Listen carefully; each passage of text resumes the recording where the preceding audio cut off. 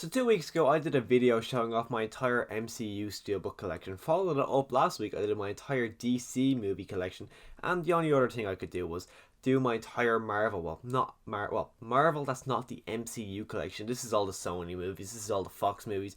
So this will round up all the superhero movies I have. Maybe next week I might do the Pixar movies, but for now, this is my entire non-MCU Marvel movie collection.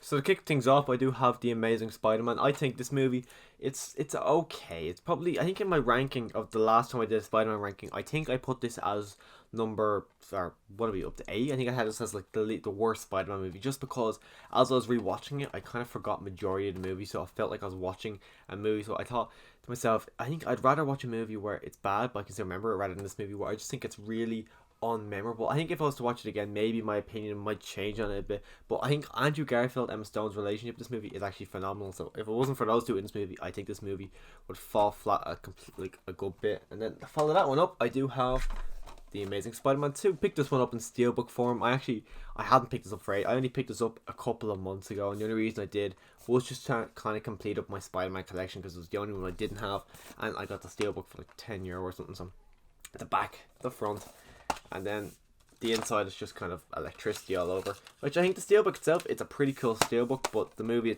it's kind of crap.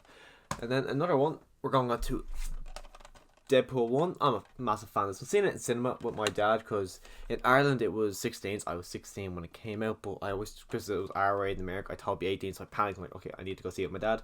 Did not need to go see it with my dad, but seeing it in cinema, pretty good movie. Pretty great, actual, just really funny comedy. I think I prefer the second one personally, but the first one's still great. That's just the inside, and then the back is his Deadpool logo. And then to follow Deadpool 1 up, you gotta have Deadpool 2, which, as I just said, I think is a lot better than the first. I love the addition of Cable. I love the addition of most kind of characters. I like the story in this one. I prefer the fact that I thought in the first movie, the origin story kind of aspect to it kind of made the movie a lot slower, and it just kind of bored me a bit, the origin story. But because the origin story's already been told, don't need to tell it in the sequel, so I just thought the sequels had a lot more to give, and I just really enjoyed it a lot more. So that's the front. We got Deadpool, we got Cable, and Domino, I think her name was. The back, we've got, I'm actually blanking on his name, the Juggernaut and the kid from Hunt for the Wilder People. He's saying, hot potato. And then the inside, I don't know what the inside is.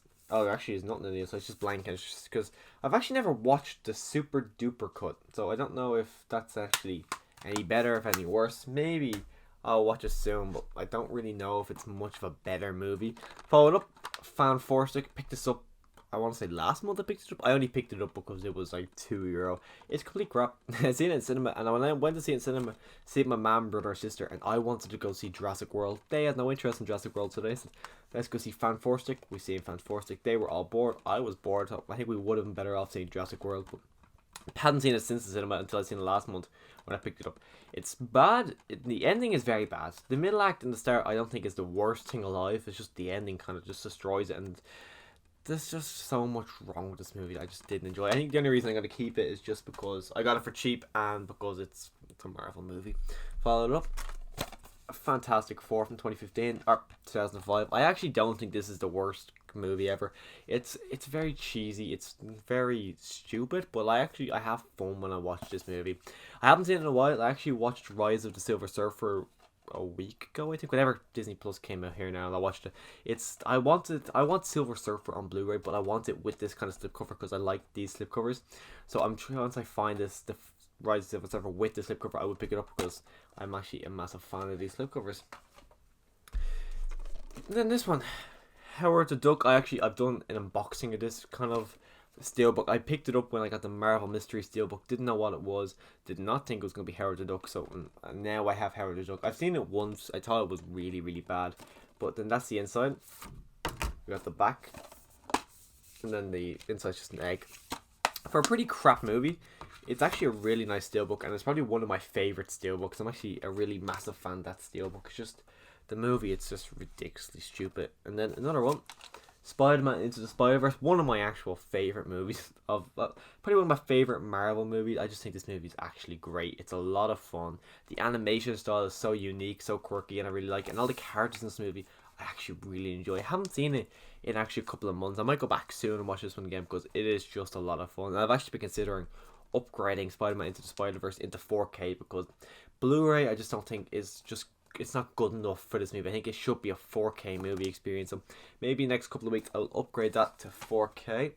Following that up, what's this? Spider-Man trilogy, Sam Raimi's trilogy. I grew up on these movies. I actually love these movies.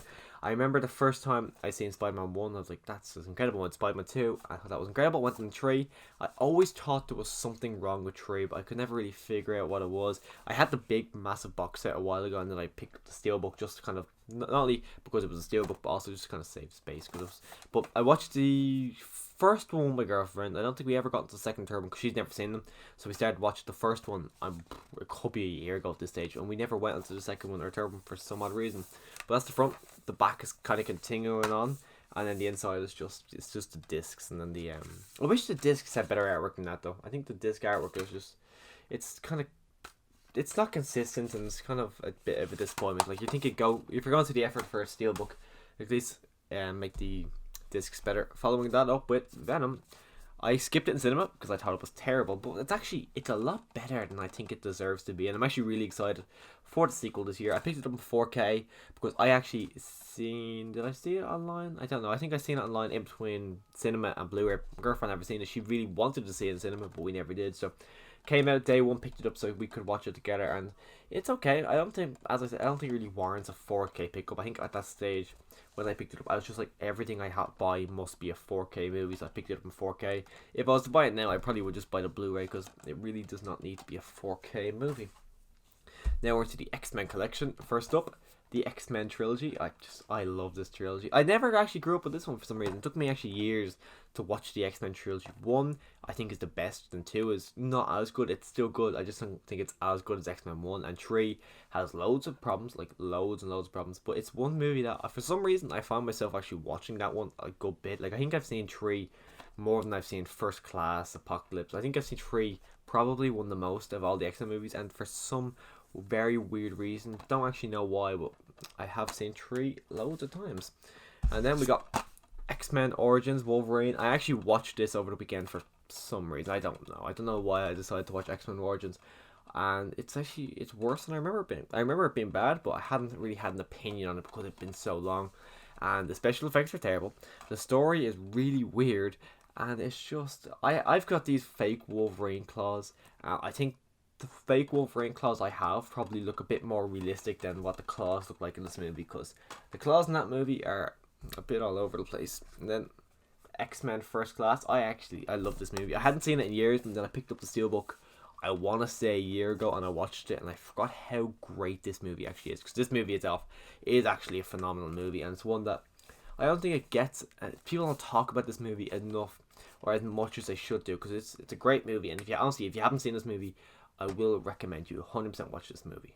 And when I picked up X-Men there, I quickly had to stop the video because I remembered I forgot a very crucial movie. That's kind of weird. I actually forgot about this movie, but forgot I had Logan. Don't know why I forgot I had Logan. I haven't seen this movie in God knows how long. I think the last time I actually seen it was when I actually bought the Blu-ray. But this movie itself is it's a phenomenal movie. It's one that it's built up to 17 years of Hugh Jackman playing Wolverine.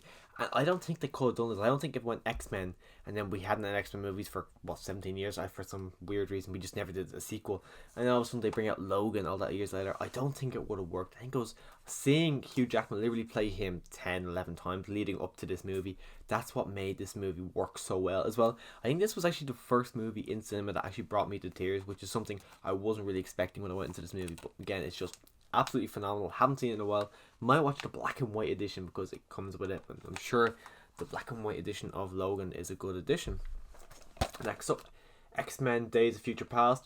I don't get the hype for this movie. I think it was the first X-Men movie I actually ever got to see in cinema, but honestly the hype, everyone goes on about how this is one of the best X-Men movies. I wouldn't say that. I wouldn't even say it's in my top 5 maybe, but I don't, it's one I like. It's not phenomenal, but it's got great moments. Hugh Jackman, you've got Patrick Stewart in it, you got James McAvoy, you got Ian McKellen. I'm blanking on the guy's name right now, but he's Magneto in the prequel trilogy. I don't know what his name is right now, but he's phenomenal. You got Beast, everyone. Jennifer Lawrence is probably the best she is in the franchise within this movie, because in the next couple of months she really doesn't want to be there. The story itself, though, I'm really fond of the call going back in time. You get to meet our future and our past selves, and it fixed the continuity until the next movies came along.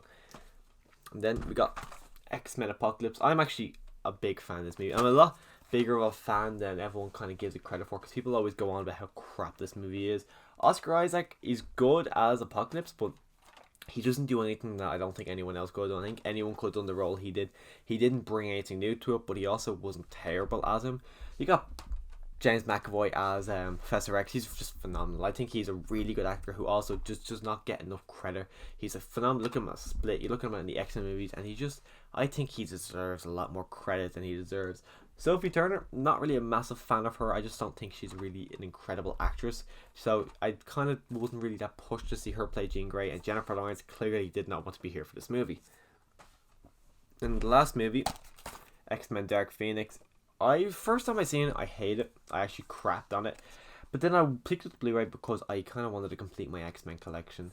So I picked it up and I watched it, and it's not as bad the second time. There's loads of problems with it. Like Jennifer Lawrence, as I said with the first one, she didn't want to be there. She clearly really hated to be here, that she actually made them kill her off, and it was even spoiled in the trailer that she was going to die. And there was scenes where things would just change drastically in between sets. Like one minute someone wouldn't have blood on them, then the next scene they're cleaning the blood off where there wasn't blood there in the scene before. Loads of problems. It's just a story. It's a bland story. It's very forgettable. But I don't know. I just watched it again. I thought it was slightly better than I did the first time. It's still not a perfect movie. It's still not the best X-Men movie. But honestly, I don't really think it's the worst X-Men movie. So that is my entire non-MCU Marvel Blu-ray collection. Let me know what your favorite Blu-ray actually in that kind of non-MCU collection is. I think personally the best one there is probably Logan, and it's kind of hard to debate. Maybe Into the Spider-Verse, I don't know. So it's either Logan or Into the Spider-Verse and me. Let me know your favorite non-MCU movie is in the comments down below. Click that subscribe button so you can come back when I do another video in this kind of way in the future. So make sure you do click the subscribe button when I do something like this. And as always, thanks for watching.